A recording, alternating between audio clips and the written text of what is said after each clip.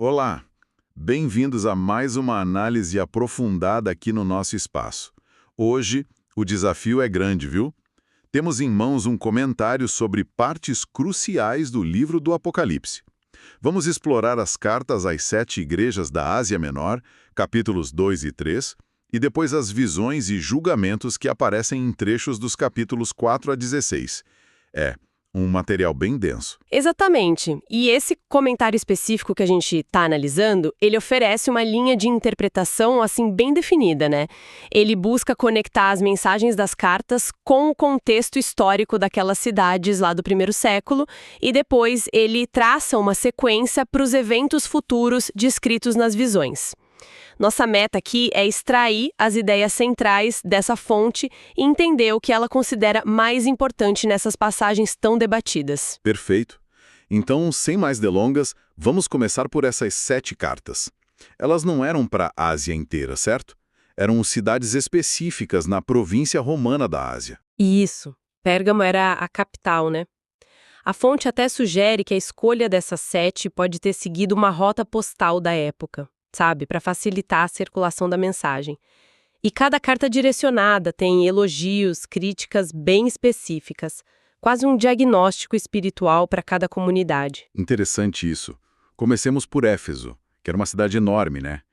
Um centro comercial religioso importantíssimo, com aquele famoso templo de Ártemis. Mas a carta critica algo fundamental ali, não é? Sim, sim. Apesar de ser elogiada pelo trabalho árduo, pela perseverança, por rejeitar falsos mestres, o que mostra uma igreja, assim, ativa e doutrinariamente correta em muitos pontos, a crítica é direta. Abandonaste o teu primeiro amor. Para essa fonte, isso aponta para uma ortodoxia sem paixão, sabe? Um serviço que virou rotina, sem aquele fervor inicial. Quer dizer, faziam tudo certo, mas o coração talvez não estivesse mais lá. E ainda menciona os nicolaítas. Isso. A fonte liga os nicolaítas à ideia de compromisso com o paganismo. Talvez ensinassem que era aceitável participar de certas práticas idólatras ou imorais para se dar bem na sociedade, entende? A promessa ao vencedor em Éfeso é comer da árvore da vida, um retorno ao paraíso. Próxima parada. Esmirna. Uma cidade que competia com Éfeso, conhecida como a Coroa da Ásia. Qual era a situação lá? Olha, Esmirna enfrentava forte perseguição, a cidade era muito leal a Roma, o que aumentava a pressão pelo culto ao imperador, claro. Além disso, tinha uma comunidade judaica bem hostil que a carta chama de Sinagoga de Satanás. Nossa. E a carta não tem repreensões, só encorajamento. Reconhece a tribulação, a pobreza material deles, mas afirma que são espiritualmente ricos. E a promessa ali é forte também, né? Fortíssima. A coroa da vida para os fiéis até a morte. E a garantia de não sofrer a segunda morte, que este comentário interpreta como a separação eterna de Deus. A história do martírio de Policarpo, bispo de Esmirna, que a fonte relata ilustra isso de forma, nossa, bem vívida. Essa fidelidade até o fim. Falando em pressão, Pérgamo parece ter sido um lugar especialmente difícil. Capital administrativa, centro cultural com aquela biblioteca famosa, mas também um foco de paganismo intenso. Sem dúvida. Pérgamo obrigava o altar monumental a Zeus, né?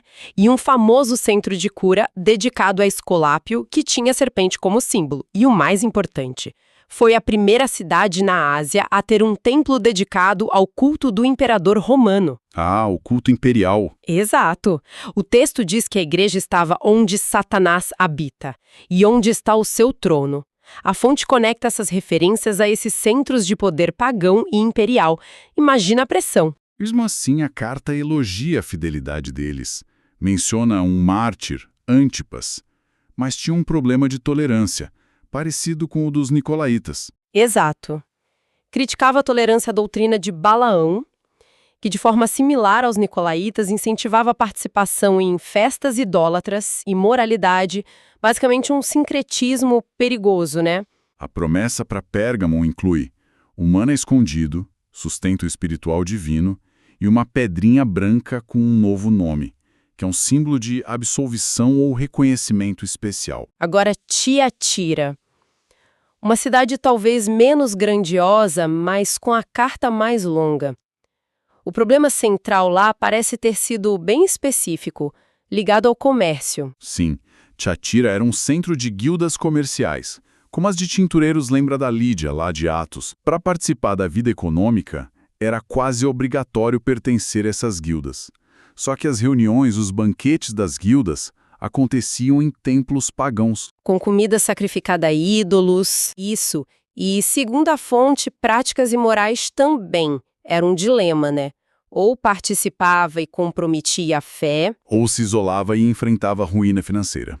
Complicado. Muito. E aí surge a figura de Jezabel. Um nome simbólico, claro. Sim, para uma líder ou profetisa dentro da igreja que ensinava que era aceitável participar dessas práticas, que não tinha problema em comer coisas sacrificadas a ídolos e praticar a prostituição.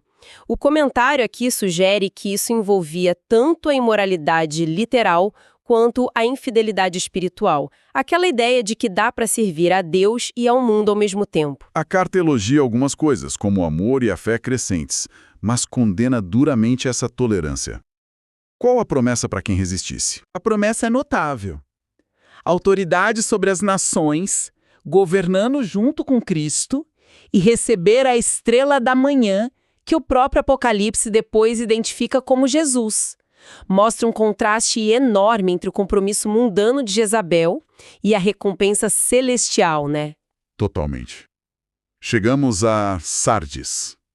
Essa parece ser uma história meio triste, de glória passada e decadência presente. Completamente. Sardes foi a capital do antigo e riquíssimo reino da Lídia. Sua acrópole era considerada quase invencível. Mas a fonte relata como caiu 2 vezes na história por pura falta de vigilância. Que coisa. A cidade foi reconstruída depois de um terremoto. Ficou rica de novo, mas complacente. E a igreja refletia isso. Tens nome de que vives, mas estás morto. Uma fachada de vida, mas sem substância espiritual. A exortação principal é ser vigilante, então. Faz todo sentido com a história da cidade. Exatamente. A carta chama ao arrependimento, a fortalecer o pouco que resta, mas elogia um remanescente fiel, poucas pessoas que não contaminaram suas vestiduras. A promessa para estes é andar com Cristo em vestes brancas, pureza e vitória, ter o nome preservado no livro da vida, garantia de cidadania celestial e ser reconhecido diante do Pai. Depois de Sardes, vem Filadélfia, a cidade do amor fraterno. Parece que essa igreja recebe muitos elogios. Sim, Filadélfia é uma das 2 igrejas sem repreensões, junto com Esmirna. Era uma cidade mais nova, fundada com um propósito missionário mesmo, de espalhar a cultura grega. E estava numa região de terremotos frequentes, viu? O que talvez dê mais força à promessa feita aos vencedores de serem coluna no santuário de Deus, e daí jamais sairá. Uma imagem de estabilidade, de permanência divina. Interessante essa conexão com os terremotos. A carta menciona uma porta aberta também. O que seria isso, segundo a fonte? A interpretação que predomina nesse comentário é que a porta aberta representa uma grande oportunidade missionária, especialmente porque Filadélfia era uma porta de entrada para o interior da Ásia, sabe? Apesar da igreja ter pouca força, a fidelidade deles abriu essa porta. E a promessa final de ter o nome de Deus, da Nova Jerusalém e o novo nome de Cristo escrito sobre o vencedor reforça essa ideia de pertencimento, de honra divina. Por fim, Laodiceia. E aqui o tom muda completamente, né? Nenhuma palavra de elogio. Nenhuma. Laodiceia era riquíssima. Um centro bancário importante, famosa pela lã preta, por uma escola de medicina que produzia um colírio conhecido, tão autossuficiente que, segundo a fonte, recusou a ajuda romana depois de um terremoto. Imagina. Mas espiritualmente era o oposto. Morna, nem fria para refrescar, nem quente para tratar, mas nauseantemente indiferente. E Cristo se apresenta de forma bem solene aqui. O Amém, a testemunha fiel e verdadeira, o princípio da criação de Deus. A crítica à mornidão é: devastadora. É vista com a pior condição possível. Eles se achavam ricos, mas eram miseráveis, pobres, cegos e nus espiritualmente. O Conselho de Cristo usa ironicamente os produtos da cidade. Comprar dele ouro refinado, fé verdadeira, vestes brancas, justiça e colírio espiritual, discernimento. E tem aquela imagem poderosa. Eis que estou à porta e bato. Sim, uma imagem de Cristo buscando comunhão íntima, a ceia, o Jainona, mas respeitando a vontade humana. A porta precisa ser aberta por dentro. A promessa ao vencedor em Laodiceia é a mais alta, né? Sentar-se com Cristo em seu trono, compartilhar seu reinado. E a exortação final repetida em todas as cartas. Quem tem ouvidos, ouça o que o Espírito diz às igrejas. Ufa! Uma viagem intensa por essas 7 comunidades. Agora o cenário muda drasticamente, né? A fonte nos leva para o céu e para o futuro, a partir do capítulo 4. Exato. A expressão "depois destas coisas" sinaliza essa transição. João é arrebatado em espírito e a fonte interpreta isso como um prenúncio do arrebatamento da igreja antes dos eventos turbulentos que vão vir. A primeira visão é a da sala do trono celestial. Uma cena majestosa. Deus no trono, descrito com brilho de pedras preciosas, arco-íris e 24 anciãos em tronos menores. Quem seriam eles, segundo esta interpretação? Olha, o comentário argumenta fortemente que eles representam a igreja já glorificada. Se baseia nas vestes brancas, nas coroas de vitória que foram prometidas aos crentes, no cântico de redenção que eles entoam depois, com teu sangue nos compraste, e na função sacerdotal nos fizeste reis e sacerdotes. Não seriam anjos, nem só santos do Antigo Testamento, mas a totalidade dos redimidos antes da tribulação. Entendi. E os 4 seres viventes? Leão, boi, homem, águia. Vistos como representantes máximos da criação selvagem, doméstico, humano, aéreo em adoração contínua. E também tradicionalmente ligados aos 4 evangelhos, cada um revelando uma faceta de Cristo. No capítulo 5, o drama se intensifica com um livro selado na mão de Deus. Ninguém é digno de abri-lo, e João chora. Esse livro, selado com 7 selos, como um testamento romano, importante, né? Contém os decretos de Deus para o fim dos tempos, o desenrolar da história. A indignidade geral ressalta a santidade de Deus e a gravidade do conteúdo. E o choro de João mostra a importância de que esse plano seja revelado e executado. Mas então surge a figura central. O cordeiro como tendo sido morto, mas de pé. Ele é o leão de Judá, a raiz Davi. Por que ele é digno? Por causa do seu sacrifício redentor. A morte e ressurreição dele o qualificaram. Ele toma o livro e todo o céu explode em adoração com um cântico novo, celebrando a redenção comprada por seu sangue para a gente de todas as nações, línguas, povos. As orações dos santos, representadas pelo incenso nas taças dos anciãos, começam a ser respondidas ali. E a abertura desses selos, no capítulo 6, desencadeia o quê? A fonte conecta isso com Mateus 24, certo? Sim, este comentário interpreta os selos como o início do período de tribulação na Terra, depois do arrebatamento da igreja. Os 4 primeiros selos liberam os famosos 4 cavaleiros. Ah, os cavaleiros. Isso. Branco, conquista, interpretado como o anticristo trazendo uma falsa paz. Vermelho, guerra generalizada. Preto, fome e escassez severa. E o amarelo, ou esverdeado, morte em larga escala, 1/4 da terra, por guerra, fome, doenças, feras. É uma escalada rápida de desastres. E os selos seguintes? O 5º selo revela as almas dos mártires da tribulação clamando por justiça. Isso indica intensa perseguição religiosa nesse período. O 6º selo traz catástrofes cósmicas e terrestres, terremoto, sol escuro, lua sangrenta, estrelas caindo, causando um pânico global e o reconhecimento de que a ira do Cordeiro chegou. A fonte chama isso de princípio das dores. Exato. usando a expressão de Jesus lá em Mateus 24, comparando esses eventos às dores de parto que precedem o nascimento de uma nova era, o reino messiânico. Ok. Pulando o capítulo 7, que a fonte vê como um interlúdio sobre a proteção dos salvos na tribulação. O 7º selo, no capítulo 8, introduz silêncio e depois as 7 trombetas. Qual a diferença aqui? Bom, o 7º selo contém as 7 trombetas, indicando uma nova série de julgamentos ainda mais intensos. As trombetas são tradicionalmente associadas à intervenção divina, a anúncios importantes. A fonte destaca que os julgamentos das trombetas são inicialmente parciais, afetam geralmente 1/3 da natureza ou da humanidade. Como assim 1/3? As 4 primeiras trombetas, no capítulo 8, trazem desastres ecológicos parciais. Saraiva e fogo queimam 1/3 da vegetação, talvez um meteoro atinge o mar, afetando 1/3 dele, da vida marinha, dos navios. Outro objeto, chamado absinto, contamina 1/3 das águas doces e 1/3 do sol, lua e estrelas escurece. Depois disso, uma águia anuncia 3 ais, ou males, que correspondem às últimas 3 trombetas. E esses ais são piores, imagino.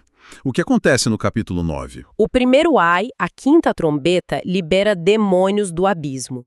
São descritos como gafanhotos monstruosos que atormentam por 5 meses só aqueles que não têm o selo de Deus. O segundo ai, a 6ª trombeta, envolve a soltura de 4 anjos presos no Eufrates e um exército gigantesco de 200 milhões que mata 1/3 da humanidade restante. E o ponto chocante que a fonte ressalta é que, mesmo depois desses horrores todos, os sobreviventes não se arrependem da idolatria, da maldade. Isso é impressionante, essa persistência na rebelião. E a 7ª trombeta? A 7ª trombeta, que está lá no capítulo 11, versículos 15 a 19, depois um longo parêntese nos capítulos 10 e 11, que a gente não vai detalhar, é o terceiro ai. Ela não descreve um flagelo direto, mas anuncia que o reino do mundo se tornou de nosso Senhor. Aí tem adoração no céu, declara-se a ira de Deus, o tempo do julgamento final e das recompensas. Essencialmente, a 7ª trombeta contém a fase final dos julgamentos, as 7 taças da ira de Deus. Ok, então as taças são a última e pior fase. O capítulo 15 prepara o cenário para elas. Isso. Mostra os 7 anjos recebendo as 7 taças, que contêm as últimas pragas, a consumação da ira divina. A gente vê também os mártires vitoriosos cantando no céu, louvando a justiça de Deus nos seus julgamentos que estão para vir. E no capítulo 16, essas taças são derramadas. Qual a característica principal delas, segundo a interpretação dessa fonte? Elas são rápidas, sequenciais e globais. Diferente das trombetas, geralmente afetam tudo, não só 1/3. A primeira taça traz úlceras terríveis nos adoradores da besta. Direto neles. A segunda taça. Todo o mar vira sangue, toda a vida marinha morre. A terceira. Rios e fontes viram sangue. A justiça divina é proclamada. A quarta taça. O sol queima os homens intensamente, e eles blasfemam, não se arrependem. De novo. A quinta taça. O reino da besta é mergulhado em trevas e dor. Mais blasfêmias sem arrependimento. Essa falta de arrependimento é um tema recorrente e assustador mesmo. E as 2 últimas taças? Do caminho para os reis do Oriente. Espíritos demoníacos reúnem os exércitos do mundo para a batalha final no Armagedon.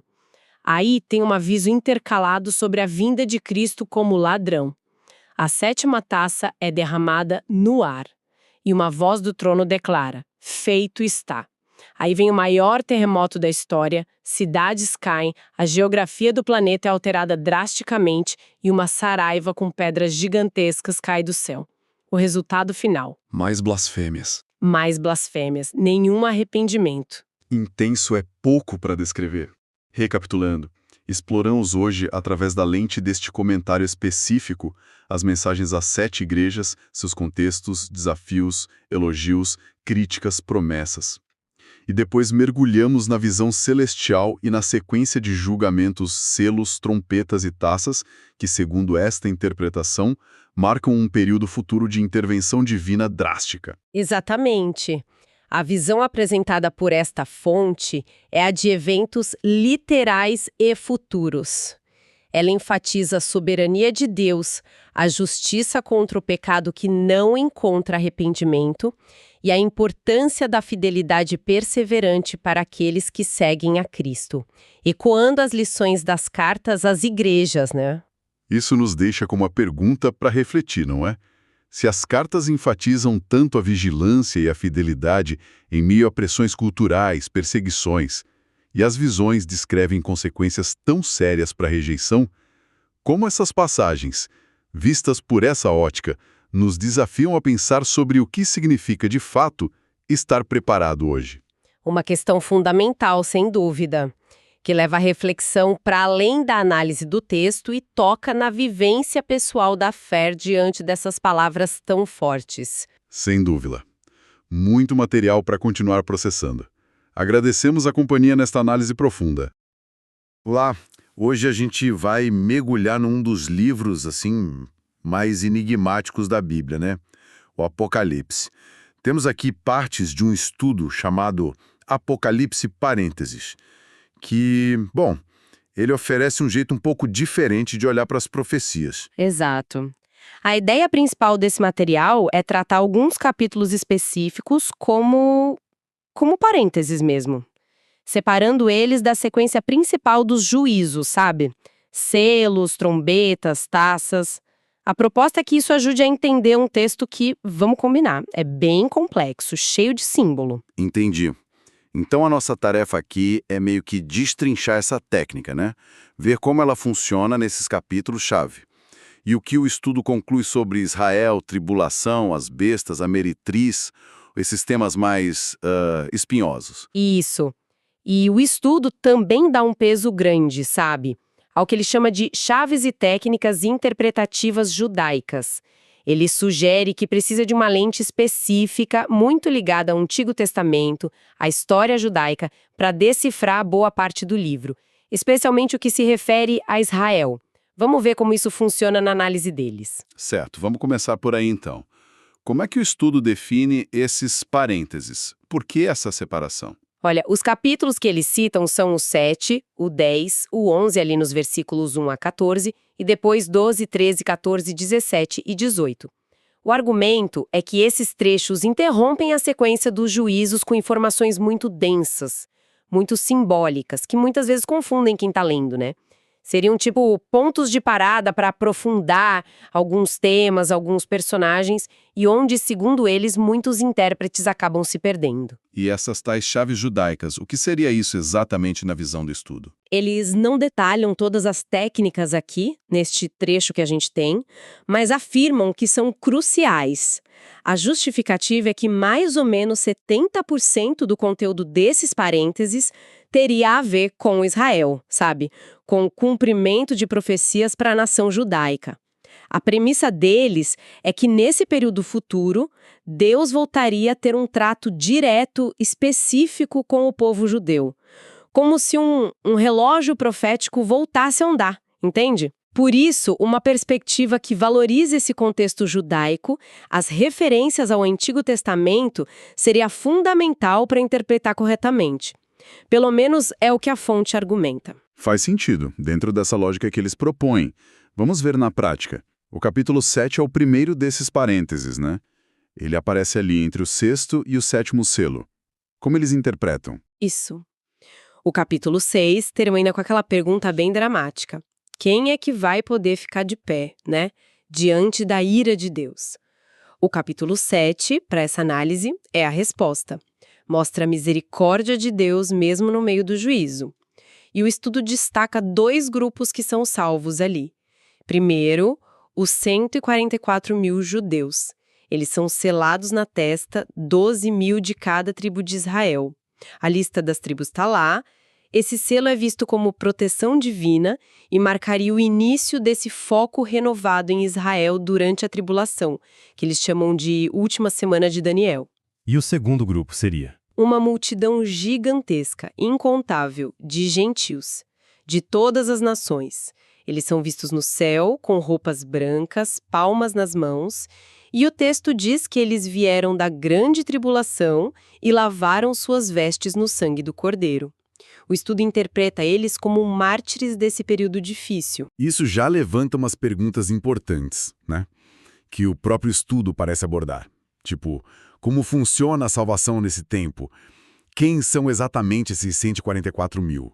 E se a igreja como instituição já foi arrebatada, que é o que o estudo assume, quem são esses gentios salvos? Exatamente, eles entram nessas questões. A interpretação para os 144 mil é bem literal. São judeus étnicos mesmo, das tribos que estão listadas. Eles são vistos como pregadores essenciais na tribulação, já que a igreja, nessa visão, não estaria mais na terra. Pregariam o que chamam de Evangelho do Reino, que é a salvação em Cristo, mas com uma ênfase na vinda iminente do reino messiânico.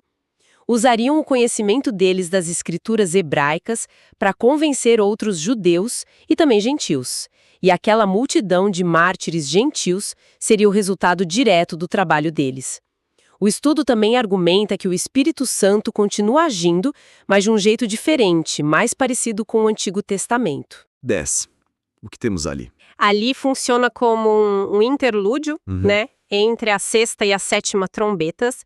Aparece um anjo forte, com descrições que lembram a glória de Deus, nuvem, arco-íris, rosto como sol, pés como fogo.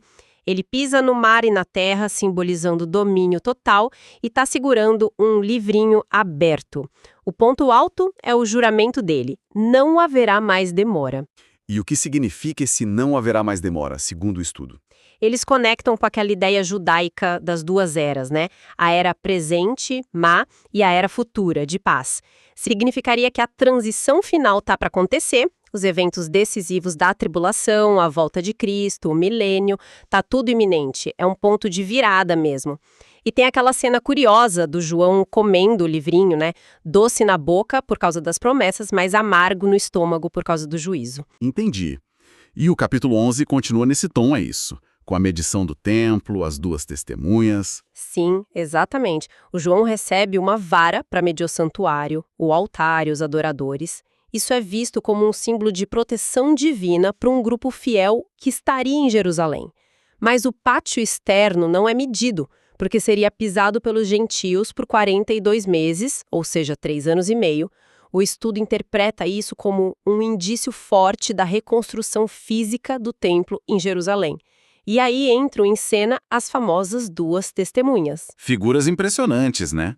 Vestidas de saco, indicando luto ou juízo, mas com poderes bem sobrenaturais. Quem o estudo acha que elas são? A sugestão que o material apresenta é que poderiam ser Enoque e Elias. São personagens do Antigo Testamento que, segundo algumas tradições, não teriam morrido fisicamente. Elas profetizam por 1.260 dias, que na cronologia do estudo seriam os primeiros 3 anos e meio da tribulação, acabam sendo mortas pela besta que surge do abismo, que eles identificam como o anticristo. Os corpos ficam expostos em Jerusalém, que ali é chamada espiritualmente de Sodoma e Egito, olha que forte, mas depois de 3 dias e meio ressuscitam e sobem aos céus, à vista de todos. Aí tem um terremoto, que leva alguns ao arrependimento. A morte delas marcaria o início da fase mais brutal do anticristo nessa análise. Uau! E aí a gente chega no capítulo 12, outro parênteses importante, com aquelas imagens cósmicas muito fortes. A mulher vestida do sol e o dragão vermelho. Isso mesmo. E aqui o estudo é bem categórico. A mulher é Israel. Eles rejeitam a ideia de ser Maria ou a igreja. Se baseiam em paralelos com o Antigo Testamento, como o sonho de José, ou Israel como a esposa de Deus em Isaías, também nas dores de parto, que vêm como símbolo do sofrimento de Israel na tribulação, e o filho homem que ela dá à luz, destinado a governar as nações e que é arrebatado, identificado como Cristo, que descende de Israel, a fuga da mulher para o deserto por 1260 dias também é vista como um eco da própria história de Israel sendo protegida por Deus. O dragão. Quem é? Sem surpresas, é identificado como Satanás, com as 7 cabeças, 10 chifres, tentando destruir o filho. Agora, um ponto interessante: a guerra no céu, onde Miguel expulsa o dragão. O estudo interpreta isso como um evento que já aconteceu, ligado à rebelião original de Satanás e principalmente à sua derrota na cruz e ressurreição de Cristo. Não seria algo acontecendo durante a tribulação. A visão deles é que Satanás já perdeu aquele acesso ao céu como acusador, sabe? E a fúria dele na tribulação seria intensificada justamente por ele saber que tem pouco tempo. Essa interpretação da guerra no céu como algo passado é bem específica mesmo. E depois disso, o dragão persegue a mulher aqui na Terra. Exato. Israel, a mulher, é protegida por Deus no deserto por 3 anos e meio, que seria a segunda metade da tribulação. O dragão tenta destruí-la com um rio que eles interpretam como exércitos inimigos ou talvez uma onda de engano. Mas a terra ajuda a mulher. Frustrado, ele se vira contra os restantes da sua descendência. Quem seriam esses? Os crentes, judeus e gentios que permaneceram fiéis durante a tribulação. Isso deixa tudo pronto para o capítulo 13, né? Onde entram as famosas bestas. Como é que o estudo apresenta elas? O 13 é central para entender essa visão do fim dos tempos. A primeira besta, que emerge do mar, é identificada claramente como o anticristo. A descrição dela, 10 chifres, 7 cabeças, aparência misturando o leopardo, urso, leão, é vista como uma espécie de fusão dos grandes impérios que oprimiram Israel ao longo da história, muito ligado a Daniel 7, e ela recebe poder direto do dragão, de Satanás. A origem do mar reforça a interpretação da fonte de que ele seria gentil, não judeu. E aquela ferida mortal que é curada numa das cabeças. Aquilo que faz o mundo se maravilhar. Então, o estudo descarta a ideia de uma ressurreição literal do anticristo. Acha que Satanás não teria esse poder. Argumenta que a ferida curada se refere à ressurreição do império que ele representa. Talvez um poder global, que parecia morto, extinto, mas que ressurge de forma surpreendente, e é isso que o impulsionaria, levando o mundo a adorá-lo. Ele recebe autoridade para agir por 42 meses, os últimos 3 anos e meio, e para perseguir os santos. Certo, e aí vem a segunda besta. Isso, a que emerge da terra. Ela tem uma aparência que lembra um cordeiro, mas fala como dragão. É identificada como falso profeta. O papel dela é promover a adoração da primeira besta, do anticristo. Ela realiza grandes sinais, falsos milagres, como fazer fogo descer do céu, para enganar as pessoas, e é ela que ordena a criação da imagem da besta e institui a famosa marca, o 666, sem a qual ninguém pode comprar ou vender. Uma pressão econômica e social tremenda. A origem da Terra poderia sugerir uma conexão com Israel, mas o estudo parece vê-lo mais como uma figura religiosa poderosa, provavelmente gentil também, dando suporte ao poder político do anticristo. Falando no 666, o estudo traz uma hipótese bem diferente sobre ele, né? Ah, sim. Essa é uma das interpretações mais peculiares que a gente encontra nessa fonte. Ela questiona se 666 é um número literal. Sugere que João pode ter visto, na verdade, um símbolo, e que as letras gregas usadas para representar 666, XX estigma, XXG, poderiam, se você rotacionasse elas, se assemelhar à palavra árabe Bismillah, que significa em nome de Alá. Aí propõe reinterpretar ou calcular o número como algo tipo definir a multidão. O resultado seria algo como defina a multidão da besta. Essa multidão é Bismillah. É uma especulação, claro, que eles apresentam no material, talvez ligando a uma escatologia islâmica reversa. Mas é importante a gente frisar. Essa é uma visão bem específica desta fonte, não é um consenso. Longe disso. Realmente muito específico. Bom, vamos para os capítulos 17 e 18. A fonte analisa eles juntos, focando na grande meretriz, ou a Babilônia. Quem ou o que ela seria nessa análise? E aqui vem outra identificação bem marcante desse estudo. A meretriz, descrita como a grande cidade que domina sobre os reis da terra, é identificada por eles como Jerusalém.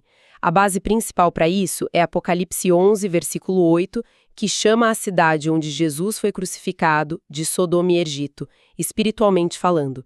A prostituição dela é vista como infidelidade espiritual a Deus, idolatria, que atrai os poderes do mundo.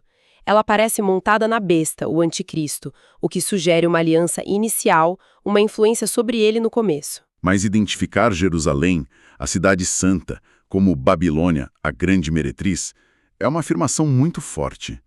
Quais são os argumentos que o estudo usa para sustentar isso? Bom, eles apontam algumas coisas.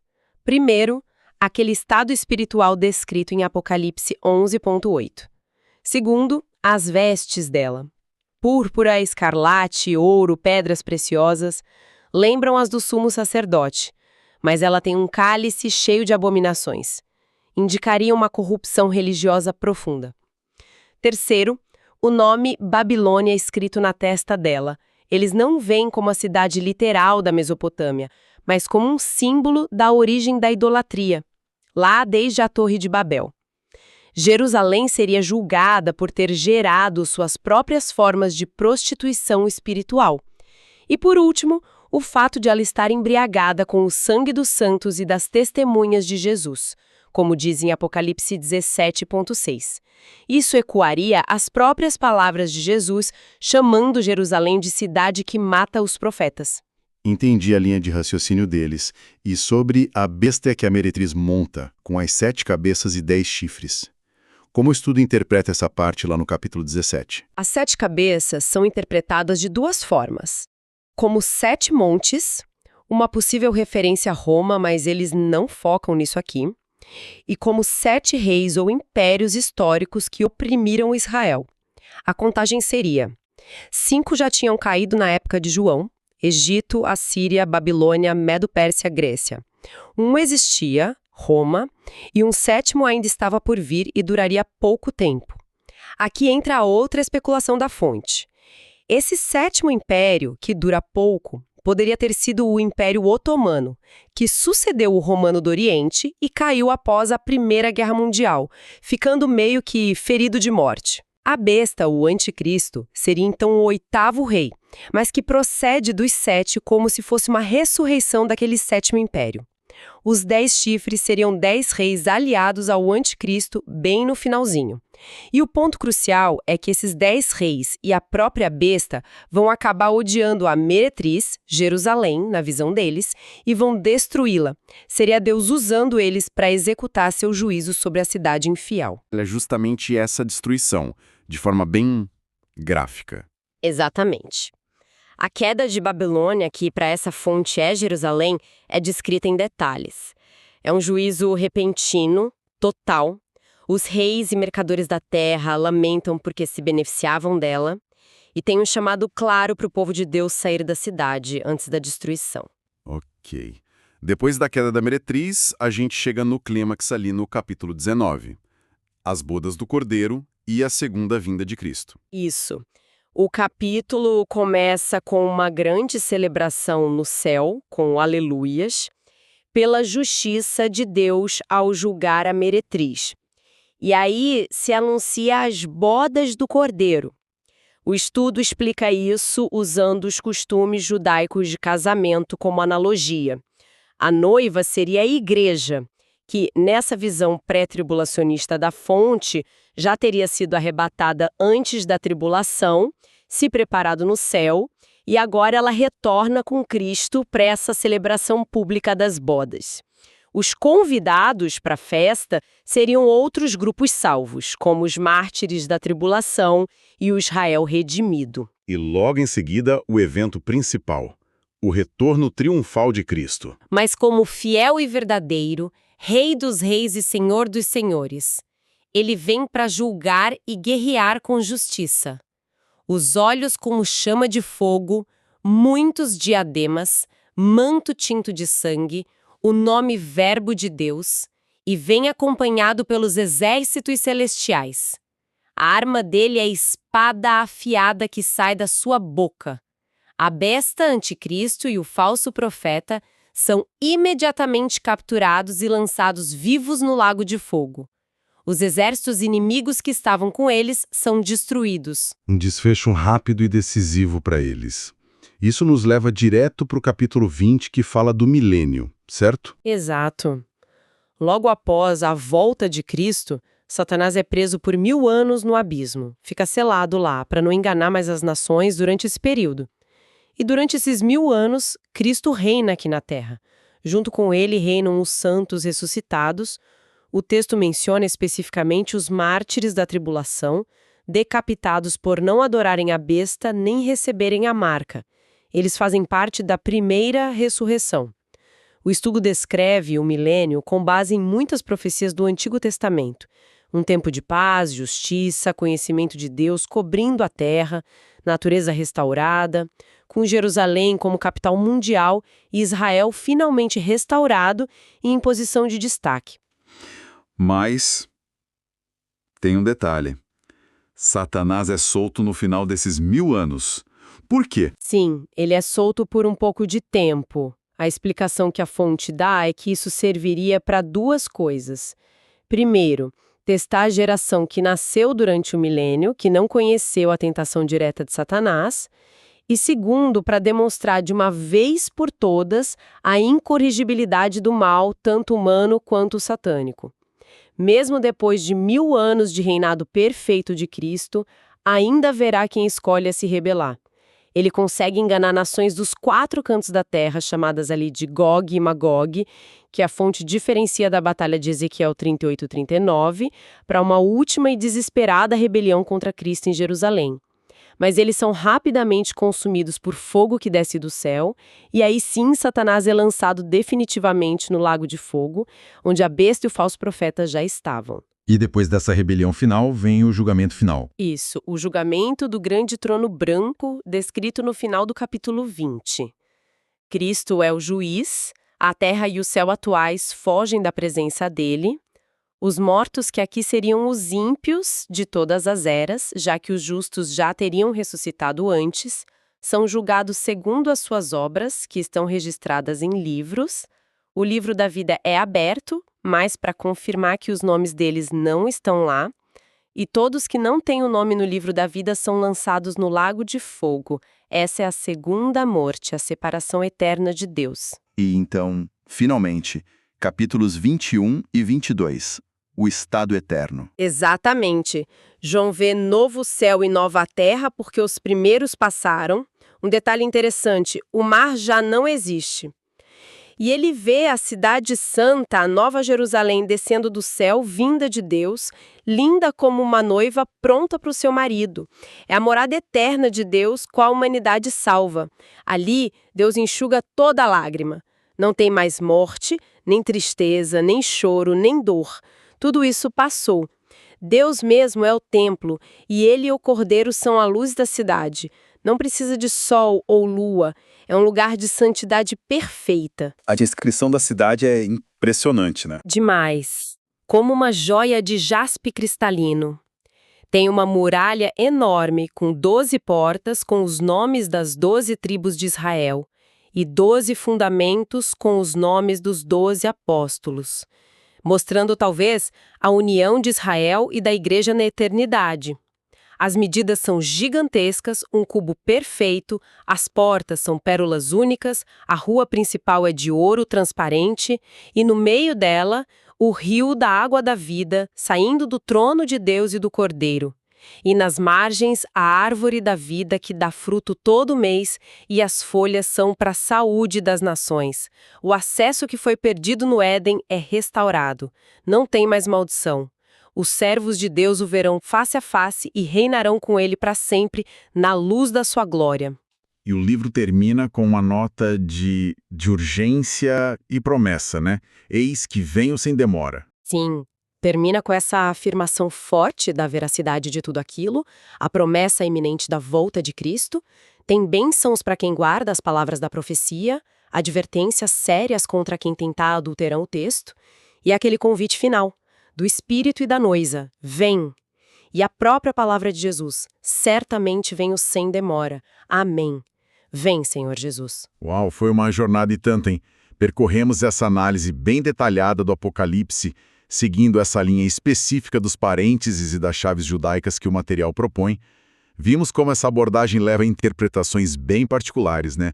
Um foco muito intenso no papel de Israel, a identificação de Babilônia com Jerusalém, até aquelas hipóteses sobre os 666, sobre os impérios, tudo culminando na volta de Cristo, no milênio e na eternidade. E é fundamental a gente ter em mente que essas conclusões, a Babilônia sendo Jerusalém, a teoria do Império Otomano, a questão do 666 como Bismillah, são interpretações que derivam diretamente dessa análise específica que a gente examinou. A força desse estudo, eu diria, está na tentativa de criar um sistema coeso, bem amarrado, que conecta o Apocalipse fortemente com o Antigo Testamento e com o que eles veem como o papel central de Israel. Agora, se cada ponto específico dessa interpretação é válido ou não, bom, aí é algo que cada pessoa que estuda o Apocalipse precisa avaliar por si mesma, né?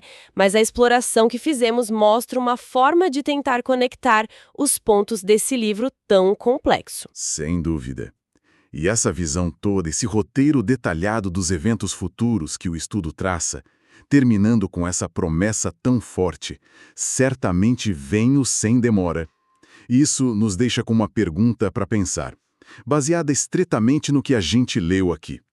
Se esse roteiro profético é apresentado com tanta convicção por esta fonte, o que significaria, assim, na prática, no dia a dia, levar a sério aquela exortação final do próprio livro, guardar as palavras da profecia deste livro? Fica aí a reflexão.